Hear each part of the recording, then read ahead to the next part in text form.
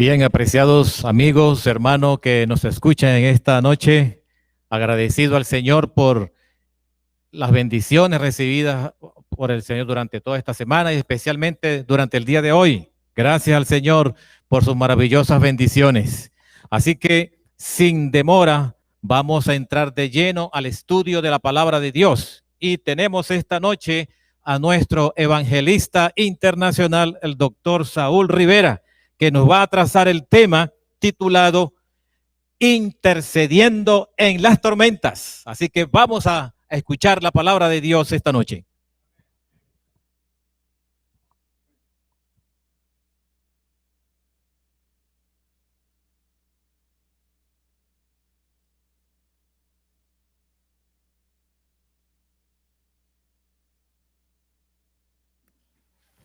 ¿Se escucha ahora? Muy bien.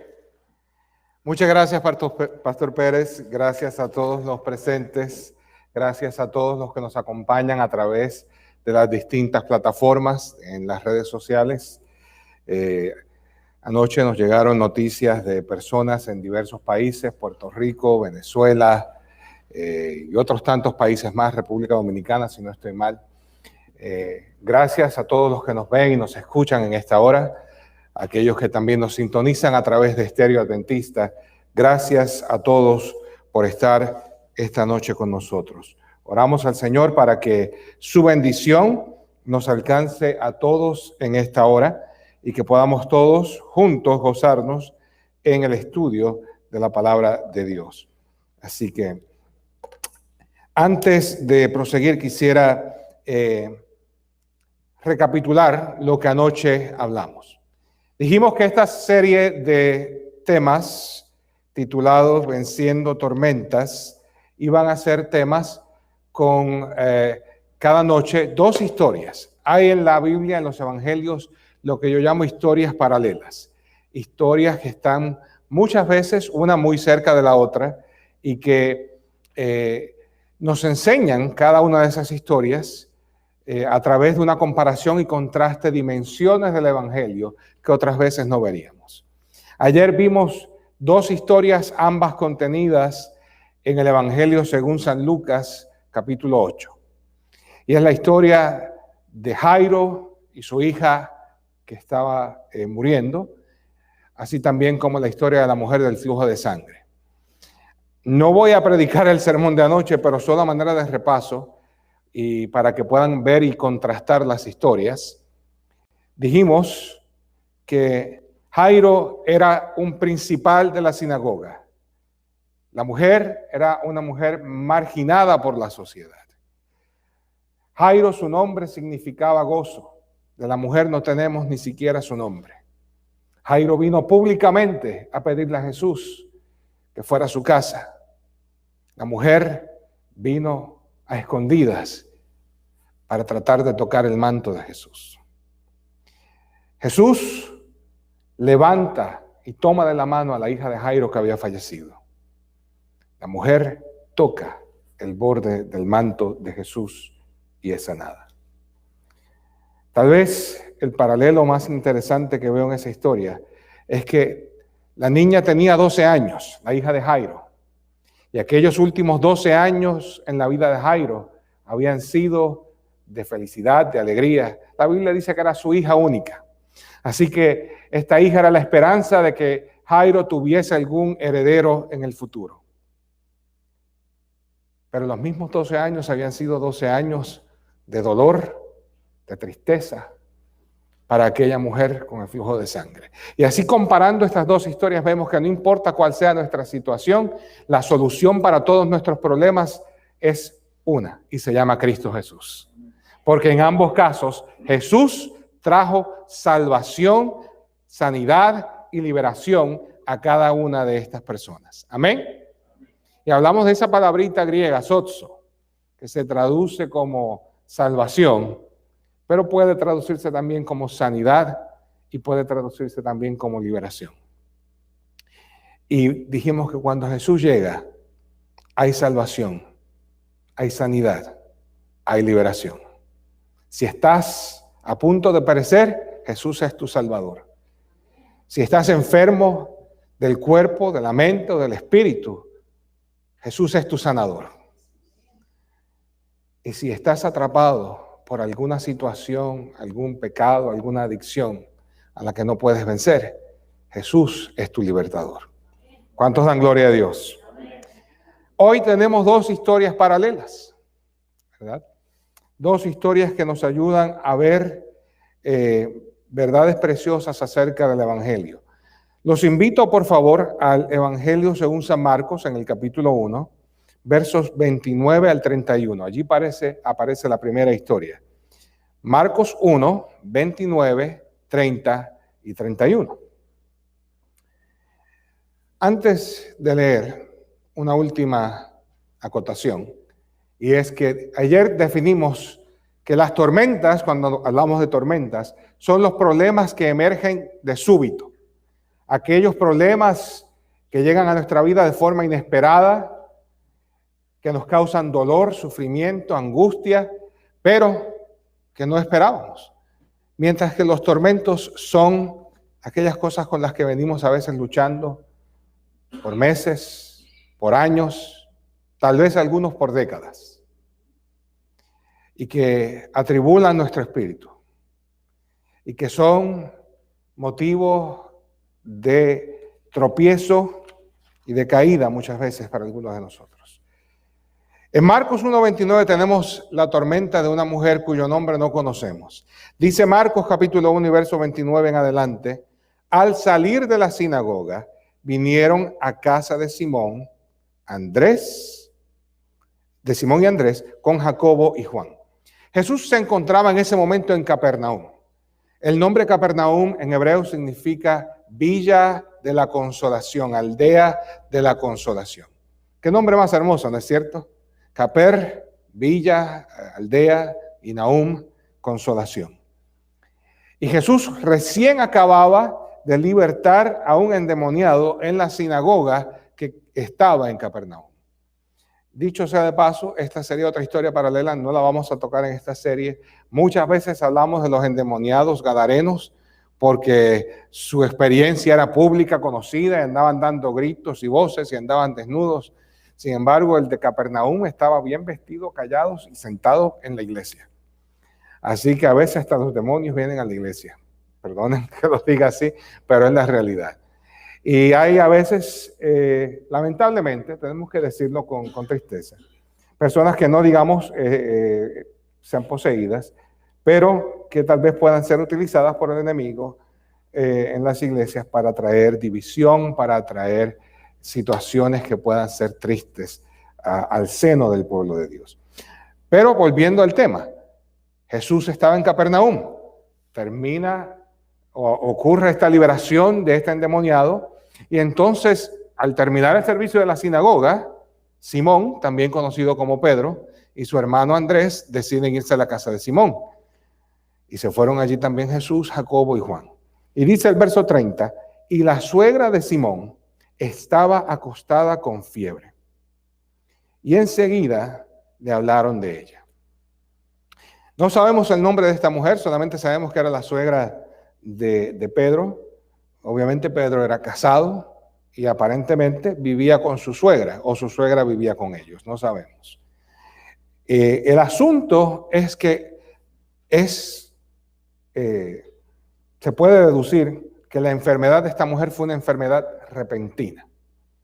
Estaba enferma, acostada con fiebre. Lucas, el médico, en el capítulo 4 de su evangelio dice que tenía una gran fiebre, no solamente una fiebre de esas pasajeras. Hoy día nosotros pensaríamos que es una fiebre. Le damos un par de Tylenol, o si vienen de algunos países del Caribe, de Panadol, y con eso ya la persona tiene, ¿no? Pero en aquel entonces, y hoy día también, lamentablemente, en el 2020, una fiebre puede ser un síntoma de algo muy, muy peligroso. Y en aquellos días no tenían siquiera constancia de qué podía hacer. Ahora bien, esta mujer con fiebre, acostada, ella no va a Jesús. Y esta es la parte que quiero que enfaticemos. Por eso llamamos a este tema intercediendo en las tormentas. Porque quien va a Jesús para pedirle la sanidad de esta mujer es su yerno, Pedro. Y yo sé que puede haber entre nosotros, entre los que están aquí presentes y los que nos ven en las redes sociales, personas que tengan lo que yo llamo el peso de la intercesión. Gente que esté, no ellos mismos pasando por algo, pero que tengan familiares, amigos, conocidos, que estén pasando por situaciones muy difíciles. Y que al ver a sus seres queridos pasar por estas situaciones, ellos a su vez sufren juntamente con ellos. Y claman y piden al Señor por la sanidad, por la liberación, por la salvación de sus seres queridos. Hay un peso sobre el corazón de aquellos que intercedemos por nuestros hijos, por nuestros cónyuges, por nuestros seres amados, por nuestros amigos. Y a veces ese peso puede durar meses, años, décadas. En este caso, vemos a Pedro, que tenía ese peso. Pedro apreciaba a su suegra, evidentemente, porque pide sanidad por ella. Porque sin ella pedirlo, él va y le pide a Jesús que por favor sane a su suegra. Ahora noten lo que pasa en el versículo 31. En el versículo 31 dice allí que Jesús hizo tres cosas. Fíjense, dice, entonces él, es decir, Jesús, se acercó, la tomó de la mano y la levantó. E inmediatamente la fiebre le dejó y ella le servía. Más aún, cuando vamos al Evangelio de Lucas capítulo 4 y verso 39, Lucas hace todavía un poco de énfasis más interesante. Dice, e inclinándose hacia ella, es decir, Jesús inclinándose hacia ella, reprendió a la fiebre y la fiebre la dejó. Y levantándose ella, ¿en cuánto tiempo? Al instante le servía. Me llama la atención que Jesús hizo esas tres cosas por esta mujer. Se acerca hacia ella. Jesús nunca está lejos de nosotros. Jesús siempre quiere estar cerca de nosotros. Él está con nosotros en medio del dolor, de la dificultad, de las tribulaciones, en los tiempos buenos, en los tiempos malos, en los tiempos agradables y en los tiempos difíciles. Dirían en España, en las duras y en las maduras. Jesús siempre está cerca. Alabado sea su nombre. Pero hay veces que Jesús quiere estar aún más cerca de nosotros.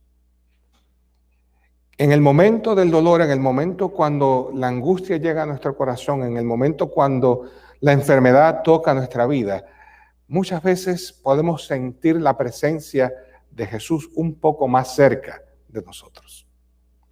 Jesús se acerca y lo segundo que hace es que la toma de la mano. Y vimos ayer que Jesús hizo lo mismo con la niña de Jairo, aquella jovencita. Dice que la tomó de la mano. ¿Y por qué Jesús andaba tocando a gente? Yo no sé, pero sí sé, porque vemos que en los evangelios él podía sanar sin tener que tocar a nadie. Él podía simplemente decir, sé sano, y la persona era sana. Pero Jesús quería extender su toque de amor, de bondad y misericordia hacia aquella mujer. Finalmente dice que la levantó. Jesús quiere levantarnos a cada uno de nosotros. No importa cuántas veces hayamos caído, no importa en qué hayamos caído o por qué hayamos caído, si vamos a Jesús, Él quiere levantarnos. ¿Verdad? Muchas veces cae el justo, pero con todo Jehová le levantará, dicen los salmos. No importa nuestra situación, no importa cuán bajo nos parezca que hemos caído o que nuestros seres queridos han caído. Amigo, amiga, hermana, que nos escuchas, si tienes a un ser querido y estás orando por esa persona y puedas pensar en tu mente que tal vez Dios no pueda ayudar al tal, yo quiero decirte que no importa la situación, siempre hay poder en Cristo Jesús para salvar. El brazo de Jehová no se ha acortado para salvar, dice la Escritura, ¿no es cierto? La respuesta de la suegra de Pedro me llama la atención. ¿Qué hizo ella? Al instante se levantó y le servía. Cuando Jesús llama, cuando Jesús actúa, cuando Jesús llega al corazón de alguien o a la vida de alguien, no es para perder el tiempo. Dice la Biblia en repetidas ocasiones que aquellos que aceptaron a Jesús y aceptaron lo que el Señor quería hacer por ellos, que al instante respondieron. Amén. Vimos que la hija de Jairo anoche, en el estudio de anoche, ¿verdad?, se levantó al instante. La mujer samaritana dice que hasta dejó el cántaro tirado y se fue a la ciudad. Mateo dejó la mesa de los tributos y se fue a seguir a Jesús. Simón y Andrés dejaron las redes, la yolita que tenían, y hasta el padre que estaba allí con él, con ellos, y se fueron con Jesús. El que quiere seguir a Jesús lo sigue al instante. No hay tiempo que perder. La hora y el momento de seguir a Jesús es hoy y ahora. Y yo quiero invitar que si alguno de los que me está escuchando quiere hacer decisiones por Cristo Jesús, póngalo ya en el chat. Ponga, yo quiero hoy aceptar a Jesús en mi vida. Yo quiero que Jesús hoy se acerque a mi vida, toque mi vida y me levante. Porque yo quiero servirle de todo corazón desde aquí hasta el día en que Él vuelva. Amén. Si esa es tu experiencia, llámanos. El teléfono del pastor Freitas va a ser puesto en pantalla. También puedes escribir allá en el chat de las diversas plataformas y redes sociales. Esta es la primera historia, la de la suegra de Pedro. Pero ahora la vamos a contrastar con una segunda historia que está apenas unos versículos más adelante. En Marcos capítulo 2 y versos 1 en adelante. En muchas Biblias es apenas unos pocos versículos en la misma página. Tal vez tengas que voltear la página según sea la edición que tengas. Dice Marcos 2:1. Entró Jesús otra vez, ¿en dónde? En Capernaum. Salió de Capernaum, fue a la casa de Simón y volvió a Capernaum, ¿no es cierto? Después de algunos días. Y se oyó que estaba ¿dónde? Fíjense que dice que estaba en casa. A Jesús le gustaba tanto estar en Capernaum que ya esa ciudad se había llegado a conocer como su ciudad. Era una ciudad donde a él le gustaba pasar el tiempo. Jesús nació en Belén de Judea, creció en Nazaret de Galilea, estableció su base de ministerio en Capernaum, también en Galilea, y dio su vida por nosotros en Jerusalén, en Judea. Ahora Jesús estaba en casa. ¿Casa de quién? No sé si era su casa, si era la casa de un pariente, en casa de alguien, no sé, pero estaba en casa. ¿Verdad? Hay casas en las que a Jesús le gusta morar. Sabemos que Jesús le gustaba mucho también quedarse en Betania, en casa de sus amigos Lázaro, Marta y María. Y en casa de alguien aquí en Capernaum. Y yo me pregunto si Jesús fuese a nuestra casa, si Jesús estuviera hoy caminando por Dayton, Ohio, si a él le gustaría quedarse en nuestra casa. ¿Qué les parece eso? Rafael, ¿qué te parece eso? Amén. Amén. Sería maravilloso. Pero yo me pregunto, ¿cuántos de nosotros nos sentiríamos cómodos? O Jesús va a llegar a casa. Esa es otra cosa. Hay casas en las que a Jesús le gusta morar y hay hogares en los que Jesús quiere morar. Y ojalá y tu hogar, tu casa sea uno de esos en los que Jesús se complace en morar en él. Versículo 2 en adelante dice, e inmediatamente se juntaron muchos de manera que ya no cabían ni aún a la puerta y les predicaba la palabra. Entonces vinieron a él unos trayendo un paralítico que era cargado por 4. Sabemos que eran 4 los hombres que venían. Y como no podían acercarse a él a causa de la multitud, descubrieron el techo de donde estaba y haciendo una abertura, bajaron el lecho en que yacía el paralítico. La Biblia no nos dice el nombre de estos individuos tampoco. Héroes anónimos, así como la suegra de Pedro. No sabemos quiénes eran. Pero son héroes de fe, de esperanza y de perseverancia. Porque ellos no se dieron por vencidos. Querían llevar a su amigo ante Jesús. La multitud se lo impedía y vimos ayer como muchas veces la gente es nuestro obstáculo para llegar a Cristo. Y ellos no se dieron por vencidos. Así que si no pudieron llevarlo de frente, lo llevaron por arriba, por el techo, ¿verdad? Y yo me imagino la escena de aquellos hombres tratando de destruir el techo para bajar la camilla. ¿Y cómo sería eso si fuesen nuestros días, verdad? Pero de igual no podemos detenernos ahí. Pero es una escena que de veras merece que nos imaginemos un poco. Dice el verso 5. Al ver Jesús la fe, ¿de quién? Fíjense que no fue la fe del paralítico. Fue la fe de ellos, posiblemente de los 5. Los 4 que lo llevaron, sus 4 amigos, y el propio paralítico. Al ver Jesús la fe de ellos, dijo al paralítico: hijo, tus pecados te son perdonados. Ahora bien, ¿por qué dice esto Jesús? Porque el problema del hombre, que sepamos, era que estaba paralítico, ¿no es cierto? Era que no podía moverse. Pero Jesús le dice: tus pecados te son perdonados. Y es que Jesús ve más allá de lo que ve el hombre. El hombre ve lo que está delante de sus ojos, pero Dios ve lo que está en el corazón de la persona. Y más que la sanidad del cuerpo, lo que aquel hombre necesitaba era la sanidad de su alma, de su vida espiritual. Este hombre vivía una enfermedad que posiblemente había sido causada por su propia vida de pecado y los sufrimientos amargados que el hombre tenía, y guardaba remordimientos por causa de lo que había pasado. Él se echaba la culpa. Él quería recibir alivio a sus sufrimientos físicos y mentales, y Jesús estaba dispuesto a darle alivio en ambas situaciones. A darle alivio mental y espiritual, pero también físico. Pero sabía que el lugar por donde empezar era el lado espiritual. No tengo tiempo para ilustrar todo lo que quisiera, pero imaginen ustedes que las dimensiones del ser humano son como una especie de cubo, ¿verdad? Hay 6 dimensiones del ser humano.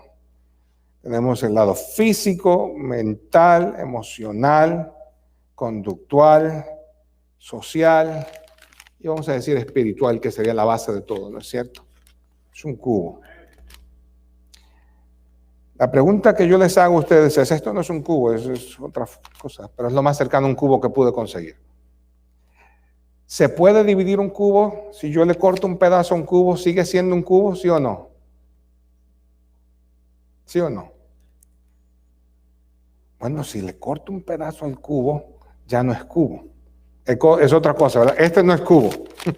Pero si fuese cúbico, de todos los lados iguales, si le corto un pedazo, ya un lado se queda defectuoso, ¿no es cierto? Y esos 6 lados, esas 6 dimensiones del ser humano no pueden ser separadas por completo. Y lo que afecte a una dimensión del ser humano, eventualmente va a terminar afectando a las otras 5. ¿Ok? Esto es una realidad.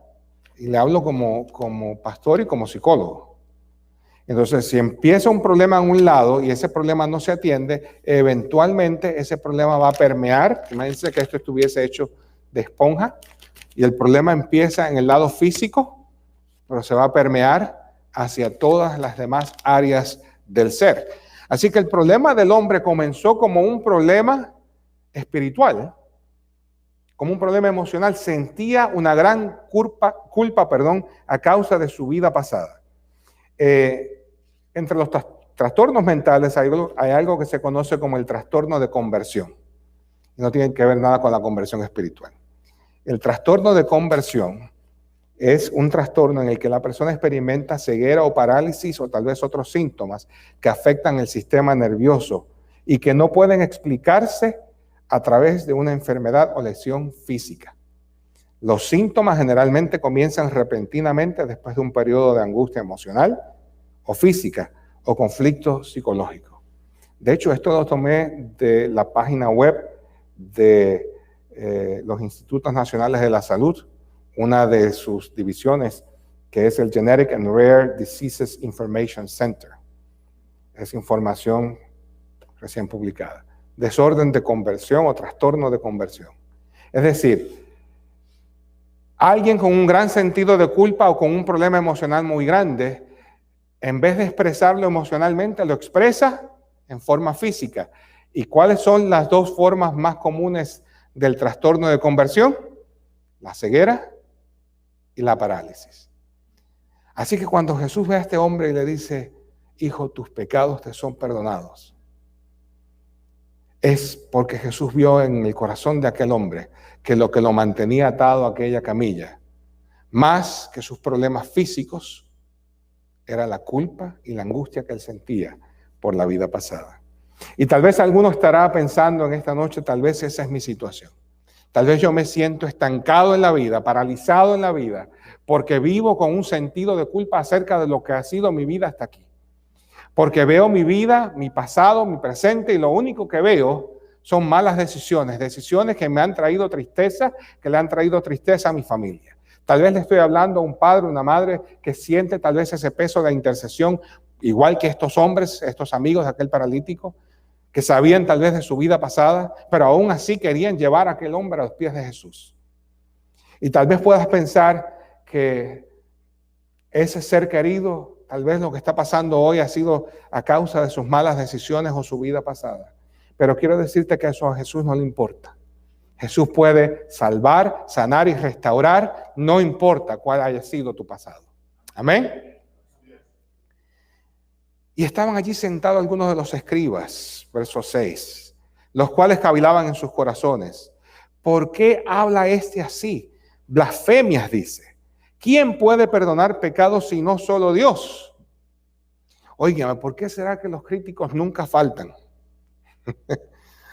Hay cosas que nunca van a faltar y una de ellas son los críticos. Y aún viendo esta situación, allí habían estos escribas y fariseos que no podían soportar. Oye, ¿quién dice esto? ¿Quién puede perdonar pecados? Yo le voy a decir quién puede perdonar pecados. Jesús puede perdonar pecados, porque Él es el Cordero de Dios que quita el pecado del mundo. Versículo 8, y conociendo luego Jesús en su espíritu, que cavilaban de esta manera dentro de sí mismos, les dijo, ¿por qué caviláis así en vuestros corazones? ¿Sabe? Dios conoce todo lo que hay en nuestra vida, todo lo que pensamos, todo lo que sentimos, lo profundo de nuestras motivaciones. Y aún así nos acepta de todas formas. Alguien dijo en cierta ocasión que un amigo es alguien que sabe todo sobre ti, pero te quiere de todas maneras. Así que entonces nuestro mejor amigo definitivamente es Cristo Jesús. Porque Él conoce todo acerca de nosotros y aún así nos ama. Él conoce cada pensamiento, cada sentir, cada emoción. Verso 9. ¿Qué es más fácil decir al paralítico? ¿Tus pecados te son perdonados? ¿O decirle, levántate, toma tu lecho y anda? Pues para que sepáis que el Hijo del Hombre tiene potestad en la tierra para perdonar pecados, dijo al paralítico, a ti te digo, levántate, toma tu lecho y vete a tu casa. Ayer vimos esto, ¿verdad? Que Jesús tuvo que ser muchas veces muy específico, porque Él no dijo, levántate, toma tu lecho y vete, dijo, a ti te digo. Era por si acaso había algún otro paralítico cojo por allí, porque si no se hubiesen sanado todos al mismo tiempo. Se lo digo en serio, porque por la palabra del Señor fueron creados los cielos, la tierra, las estrellas, el universo, las galaxias. Así que si Él hubiese dicho, levántate, se hubiesen levantado todos los cojos y paralíticos que hubieran por allí. Pero como Él no quería sanarlos a todos, quería sanar a uno, ¿verdad? Le dijo, a ti te digo, levántate, toma tu lecho y anda. Jesús también hizo 3 cosas por este hombre.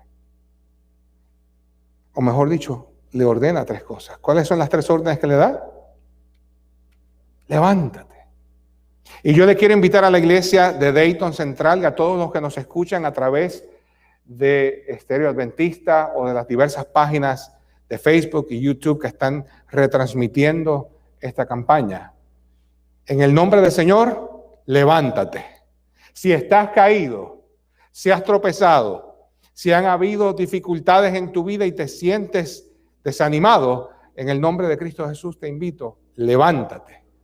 Esa es la invitación que Jesús nos hace. Luego dice, toma tu lecho. ¿Por qué le dice esto Jesús? A mí esa frase siempre me ha intrigado. Y he buscado en comentarios arriba, abajo y no encuentro. Porque le pudo haber dicho, levántate y vete a tu casa. Pero le da una orden adicional. Toma tu lecho. Yo siento que Jesús nos está diciendo, no te olvides de lo que he hecho por ti. Tómate esa misma camilla en la que tú llegaste acá. Esa camilla en la que tú estuviste confinado allí, que fue tu tormento por no sabemos cuántos años. Tómala y llévatela contigo, para que te sirva como un recuerdo de lo que yo he hecho por ti. Y yo creo que todos nosotros necesitamos tomar el recuerdo de lo que Jesús ha hecho por nosotros, porque muchas veces se nos olvida la bondad de Dios. Yo no sé qué hizo aquel paralítico con aquella camilla, pero yo imagino que la puso en alguna esquina de la casa. Y cada vez que él pasaba por allí la veía, decía, el Señor ha sido bueno conmigo. Yo estuve en esa camilla por tantos años, a causa de mis propias decisiones. Pero el Señor sanó mi vida. Perdonó mis pecados, sanó mi cuerpo y hoy soy una nueva criatura en su nombre. Levántate, toma tu lecho. Y la tercera cosa que le dice es, vete a tu casa. Nuestro testimonio empieza en casa. Porque es fácil portarnos bien donde todo el mundo nos está mirando. ¿Saben dónde es difícil ser un verdadero cristiano? Con el esposo, con la esposa, con los hijos. Allí es donde el testimonio debe empezar. Porque ¿de qué nos valdría que ganáramos a toda la ciudad de Dayton y se perdiesen nuestros hijos? Yo quiero hablarles a los que están acá hoy, que tal vez tienen, como dije, un peso de intercesión. Tienen algún ser querido, un amigo, un cónyuge, un novio, una novia, alguien por quien ellos están orando. Que así como aquellos 4 hombres trajeron a su amigo a los pies de Jesús. O como Pedro, que llevó a Jesús a la casa de su suegra. No pierdas la fe. El Señor escucha tus oraciones. La Biblia dice que el Señor, al ver la fe de ellos, hizo el milagro. Y el Señor, al ver tu fe, está dispuesto también a hacer un milagro en la vida de ese ser querido por quien tú estás orando, por quien tú intercedes, para que la tormenta o el tormento que está afligiendo a la vida de ese ser querido pase y pueda abrirse un nuevo capítulo en la vida de tu ser amado. Termino con el versículo 12. Entonces, él, el paralítico, se levantó. ¿En cuánto tiempo? Noten cuántas veces repite esto en los evangelios. Se levantó enseguida y tomando su lecho, salió delante de todos. De manera que todos se asombraron y glorificaron a Dios diciendo, nunca hemos visto tal cosa. ¿Será que habrá alguien en esta noche que necesita ser como el paralítico? Alguien que necesite levantarse enseguida para venir a los pies de Cristo Jesús. Yo sé que aquí está hoy con nosotros Daniel y Patricio. Yo quiero invitarlos. ¿Quieren ustedes hacer una decisión por Cristo Jesús? Yo sé que ustedes se van a bautizar mañana. ¿Amén? Amén. ¿Quieren ponerse de pie, por favor? Levántense en el nombre de Cristo Jesús. Y no permitan que ningún problema, ninguna dificultad les impida a ustedes continuar en los caminos de Cristo Jesús. Y si hay alguno que nos esté viendo en esta hora y quiera también hacer su decisión por Cristo, póngalo allí, póngalo en el chat. Hágale una llamada al pastor Freites y él con gusto le va a conectar a usted con el pastor adventista o a la iglesia adventista más cercana a su comunidad. Daniel, Patricia, vengan al frente. Yo quiero orar por ustedes. Vamos a orar y vamos a pedirle al Señor que desde ya comience a derramar sus bendiciones sobre ustedes porque ustedes han hecho decisiones firmes por Cristo Jesús. Amén. Y los demás que nos ven y escuchan también pueden hacer lo mismo. ¿Será que alguien más se quiere unir acá con Patricia, con Daniel? Esta es tu oportunidad, ya no hay más tiempo, vamos a orar. Veo que Anuar quiere venir por allá, así que Anuar, Dios te bendiga. Esperamos que el Señor también traiga muchas y abundantes bendiciones a tu vida. Si quieres estar allí, no hay problema, podemos orar desde aquí. Oramos. Amantísimo Padre y Señor que estás en el cielo, alabado y glorificado sea tu nombre en esta hora, mi Dios. Yo te doy gracias porque todavía en estos tiempos difíciles, tu voz continúa llamando a tus hijos de todas partes del mundo a que se levanten y a que tomen consigo su lecho, que no olviden nunca lo que tú has hecho por ellos, Señor.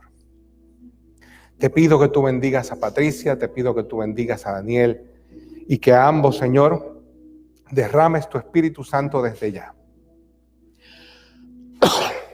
Y que cuando ellos mañana bajen a las aguas, puedan ellos sentir que el Espíritu Santo mora en ellos y tener la seguridad de que tú estarás con ellos todos los días hasta el fin del mundo. Gracias por esta decisión tan hermosa. Gracias por las decisiones que otros están tomando. Gracias por las decisiones que otros tomarán. Pedimos que tu palabra no vuelva atrás vacía, sino que pueda tener fruto para vida eterna. Ponemos en tus manos de amor al resto de la iglesia. A Anuar, que está aquí con nosotros, él quiere oración para que tú le des sanidad, libertad y puedas traer restauración a su vida, Señor. Pedimos por su mamá, por María, que ella como intercesora continúe orando y teniendo fe de que tú has de obrar en la vida de cada uno de sus hijos, Señor. Y a cada uno de nosotros, Señor, tú conoces nuestras peticiones, aquellas que hemos hecho públicas y aquellas que quedan guardadas en nuestro corazón. Las ponemos a tus pies para que tú atiendas a cada una de ellas. Gracias, Señor, por escucharnos. Gracias, Señor, por tu amor. Gracias, Señor, por tu misericordia. Lo pedimos todo en el nombre de Jesús. Amén. Gracias a todos por su sintonía. Gracias, Daniel. Gracias, Patricia. Nos veremos mañana a las 8 de la noche. Así que le damos el tiempo al pastor para que nos despida. Qué linda noche la que hemos tenido. A todos muchísimas gracias por habernos acompañado en este tiempo especial. Ya mañana llegaremos a la mitad de esta serie de 5 temas, Venciendo Tormentas. Veremos la temática mañana el tema titulado Padres que claman. Así que no te lo puedes perder. Queremos invitarte a que compartas esta invitación para el día de mañana con tus amigos. Invitemos a nuestros familiares a participar y a recibir esta bendición. Mañana nosotros desde este lugar continuaremos la fiesta y si hay alguien que está tomando decisiones puede comunicarse con este servidor. Si no estás acá pero también estás tomando la decisión de bautizarte y eres parte de nuestro distrito, de la iglesia de Vandalia, de la iglesia de Springfield, de la iglesia de Hamilton o de cualquiera de nuestras iglesias de acá del Ministerio Hispano, o también de nuestras iglesias a nivel mundial, pues también nosotros podremos hacerte la conexión con algún pastor de alguna iglesia local. El tiempo es ahora de entregarle la vida a Jesús. Buenas noches para todos, por su atención, muchas gracias. Dios les bendiga, hasta mañana.